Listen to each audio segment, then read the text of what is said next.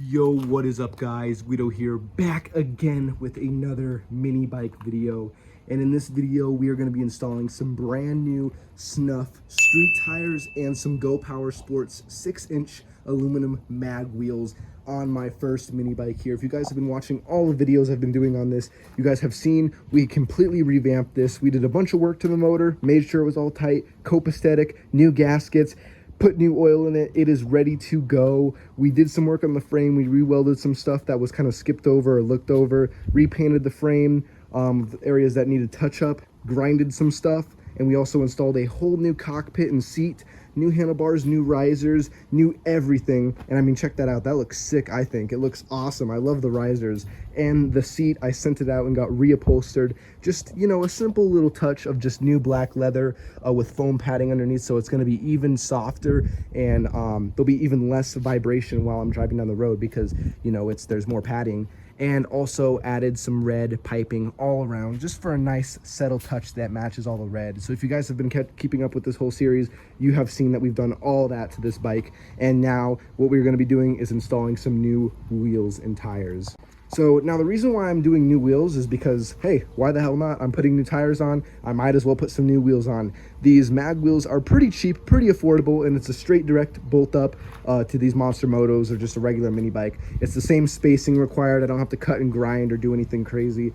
And I think they look really cool. Plus they're really nice and easy when it goes to changing tires. You don't have to worry about the big hub being in the way when you're trying to put the new tire on. The hubs actually come out, so it's even that easier.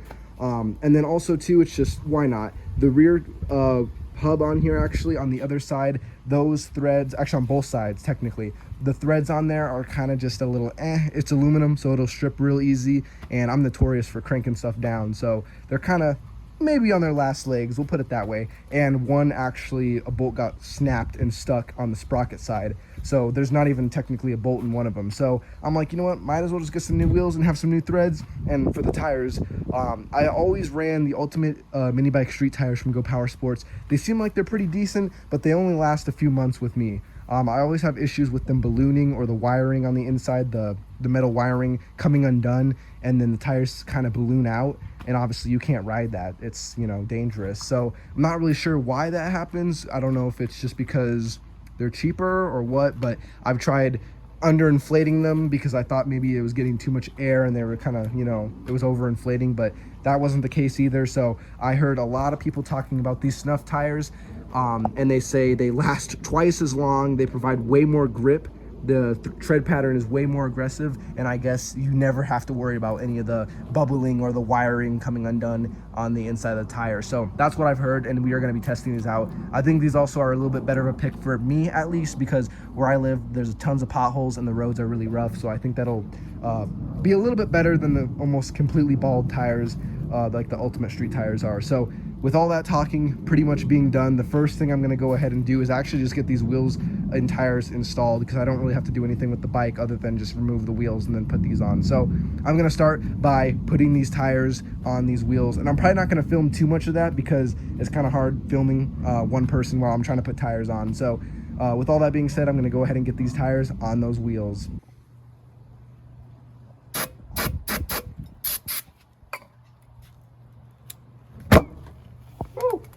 All right, and check it out, we got the tire completely installed on the rim. It is a hassle installing these, that is for sure, but we finally got it all installed. Now with these, since it's a two-piece design, I have to actually go ahead and install the hub, which they give you the hub and all the hardware to go ahead and install it. All right, and then here is the hub with the bearings already installed. They give you all this extra too with the wheel, so that's going to get installed just like that, and then our bolts and nuts are going to get tightened on there, and it's the same procedure for the other side. It's just going to be a different looking hub. All right, and check it out, I got the front hub all nice and tight and all installed. Now time to do the same with the rear. All right, and would you check that out, both of the hubs are all tight and installed. Now time to just get those onto the bike. What I'm actually going to do is I'm going to start with the front first. I'm going to go ahead and just undo the bolt and the nut holding the front wheel on, and just pretty much just swap them over. Since I don't have to really do anything with these, I can just set these to the side and then put the new ones on. And then for the front, it is a 14mm wrench and then a 19mm socket on this side.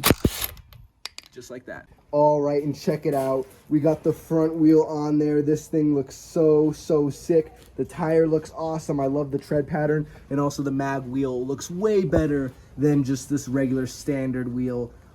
So yeah, this looks so sick. It's all nice and tightened up, ready to go. Last thing, I just gotta switch over my valve stem cover here and put it on the new one. Hell yeah. And now it's pretty much the same deal as the front, but for the back, except the back is going to be a little bit more difficult because we have to swap on the brake rotor and our sprocket on over. All right, and you can see it. I got the back wheel completely removed. Now what I'm going to go ahead and do, unless you're putting on brand new sprockets, I'm going to switch over my old sprocket and my old brake rotor to put on the new wheel, because I'm not going to get new ones. And this is the part that I was kind of telling about, is just this hole. The bolt snapped off and broke off inside of it, so technically there's only 5 holding it on, and it just looks stupid. So yeah, I'm going to go ahead and swap it on over to the new wheel, so then I won't have this problem anymore. And I'm gonna get all new hardware for the new wheel as well. All right, and you can see I got that sprocket off and the screw that got stuck in there and broke in there. The next thing I'm gonna go ahead and do, actually, just because why not, I'm gonna go ahead and take this split sprocket off and go ahead and completely clean this thing. And I'm also gonna go ahead and polish the front of this up. You can already see the shine is actually really good. It used to look like that, and I polished it up and stuff and made it look pretty good, but obviously that was a little while ago, so there's new debris and scratches and stuff on there. So I'm going to try to polish this up again and get it to like a perfect mirror finish, and then reassemble all of it and then put it on the new wheels and tires. And then the next thing is just to remove the brake rotor here. All right, so you can see I got the sprocket on the new wheel and tire. Now time to take the old brake rotor off of the old tire and wheel setup and put it on the new one. All right, and check it out. I got the brake rotor and the sprocket all installed. Now I can get it installed on the bike, and it's the same process. It's hard to film with just one person, but slide that bolt through, put your spacers on, and tighten it down, and you are ready to go. All right, and check it out. The rear wheel is all installed, all ready to go. Now we just have to install our chain, and we are ready. And check it out. I got my chain all reinstalled. I put a brand new chain on there, all oiled up, ready to go, along with my chain tensioner all installed. And I mean, check this thing out. I think these tires look super duper sick. It really complements this bike. Definitely better than the old school wagon tires that were on there. And I think the mag wheels look awesome because obviously it's more of a spoke design, and I think it really fits that bike. And I think it's, you know, it really complements each other with all the red accents and everything that's done to this. I really like the way that these tires turned out and the tread design on them. But pretty much with all that being said, everything's all reinstalled on this thing, pretty much ready to go. And I guess that's pretty much where this mini bike revamp series comes to an end. As you guys saw, I'll put the picture on screen of all the stuff that we installed on this thing from the get-go. I still have to do my lights, which I'll do a whole separate video on that as well. For people that haven't seen my light video, you can go ahead and click on the top right up here. But I'm also going to make a whole nother video on that as well, a little refresher that's more up to date, a 2023, almost, we're coming in the new year now, so depending when you see this video, it might already be 2024. A new 2024 video of how to wire lights on a mini bike. So that video will be out soon. But as far as the motor, the head that I put on, all that good stuff, the wheels, the bars, everything on this bike is bulletproof. It's legit, and I can count on this bike when I want to take it. The whole process of this was pretty simple, and I did it on a budget. I could have went all out and did some crazy stuff, but it's just really not necessary for something like this that's already built, that I already know is fast and it works.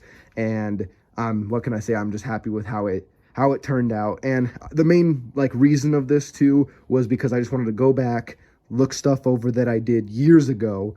And obviously, you know, I know way more than I did before, you know, with mini bikes and motors and all that good stuff. So I wanted to go back, check over all my stuff, and make sure it was legit. So with that, the mini bike revamp series will come to an end. I hope you guys enjoyed. Make sure you guys comment, like, and subscribe. And peace.